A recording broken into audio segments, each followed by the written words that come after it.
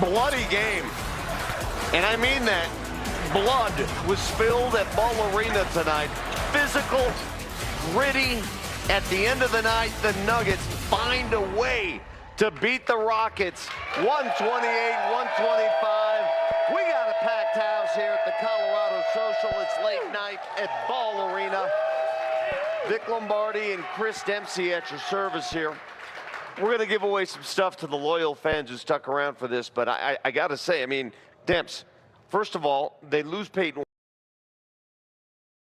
Watson early in the game. Yep. So now you're minus Peyton Watson, Aaron Gordon, Christian Brown. 3 slashers, three great defensive players. Yeah. Then you lose Jonas Valanciunas early in the fourth quarter. He fouls out. Yep. Then you lose the best player on the planet in overtime. He fouls out. Yep. And they still found a way to win the game. Yeah, I mean, correct.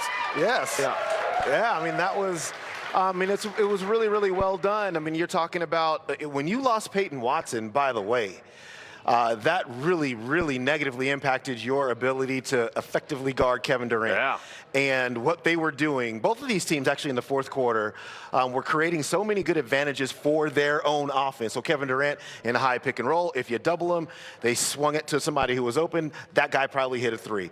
If you didn't do that, then Kevin Durant just rose up and shot it over the player that was guarding him. I mean, the Nuggets were doing the same thing on the other side, creating advantages for themselves. So this was really a fun game toward the end. But for the Nuggets, you're talking about resiliency. You had to have that here today. The Houston Rockets, I was scrolling through NBA.com. The Houston Rockets are power ranked number 3 in the entirety of the NBA. So this is a formidable basketball team. We'll see them again on Saturday. What was required of you today to get through this game was what they were able to do, and that is make plays down the stretch, finish quarters really well, and overcome some disadvantage circumstances. Crazy, because the Nuggets beat the Rockets by 3 in Houston, beat them by 3 again tonight. But I got to show you the final seconds, 2 seconds left of regulation. The Nuggets are down by 1 at this point. You see Tim Hardaway Jr. hit the deck. And you had to take a look at the slow motion replay to see it. One of those forensic fouls.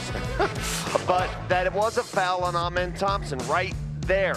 He clips Hardaway's leg. That leads to a technical free throw. We go to overtime. Walk us through Houston's decision here, down 3 with a chance to tie. Why should they go to Şengün? Look, I think a couple of things. One, Nuggets did a really nice job covering everybody else. But part 2, that play, that particular inbounds play looks like it's supposed to quickly go to Şengün, and then you get an action outside of that. Yep. But with 2.3 or whatever that was at the end of the overtime, the first player that gets the ball probably has to take that shot, and the Nuggets.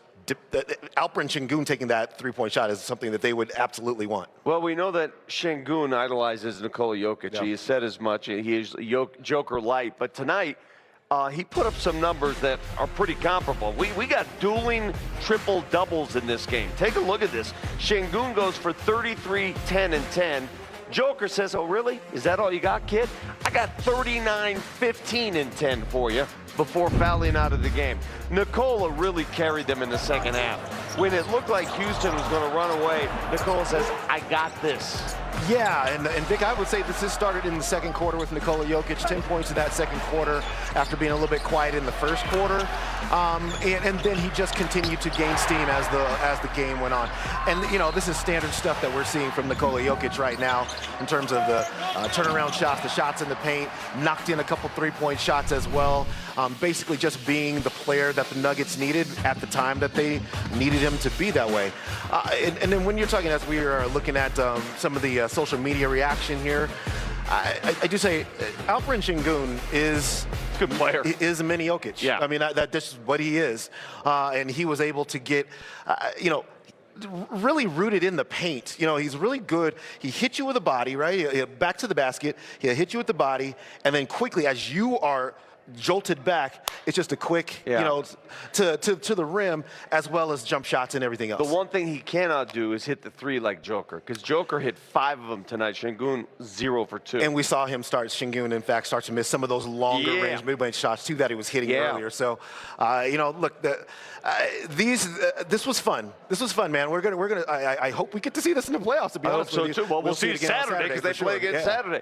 Merry Yokemas, everybody. It was on this date, 2016, when Nikola Jokic was thrust into the starting lineup full-time. He had started a bit before then, but full-time.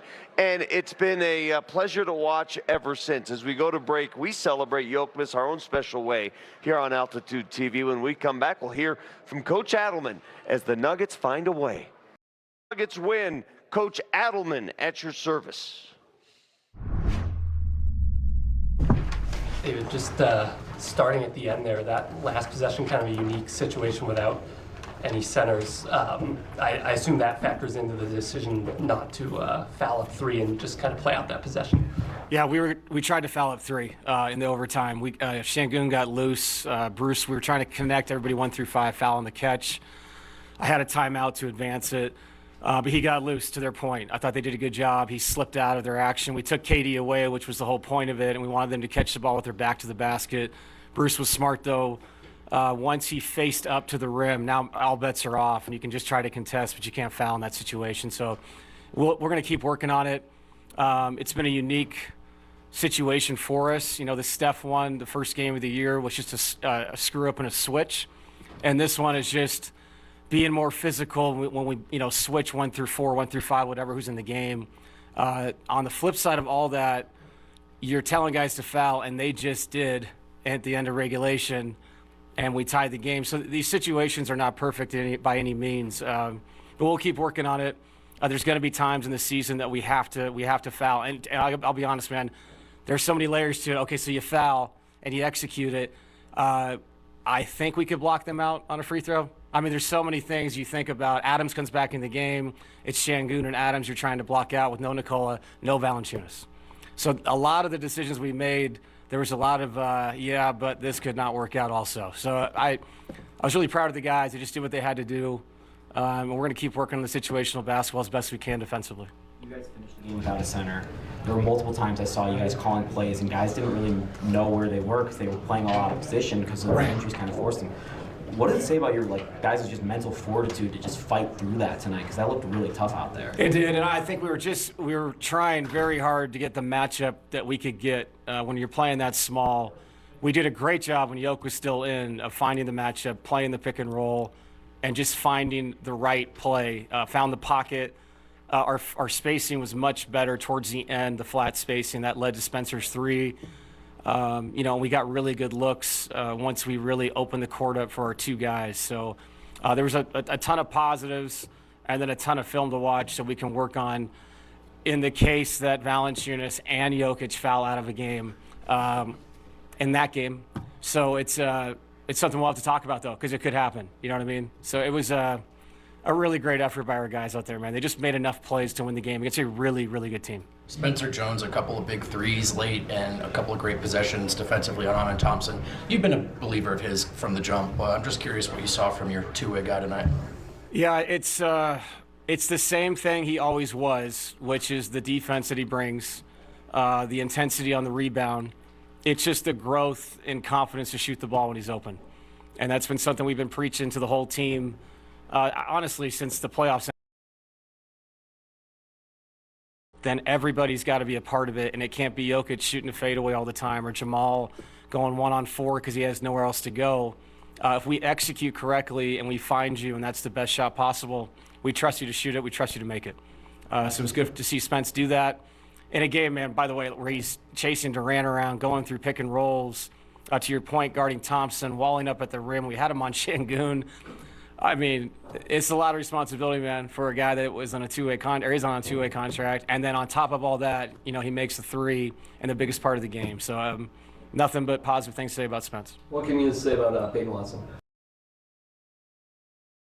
From Coach Adelman, and we'll get into Peyton Watson if you missed it earlier. But let's start with Spencer Jones, because he's so right. You know, this guy comes out of nowhere, and he's playing some key minutes because so many guys are injured, and he's making key shots. The three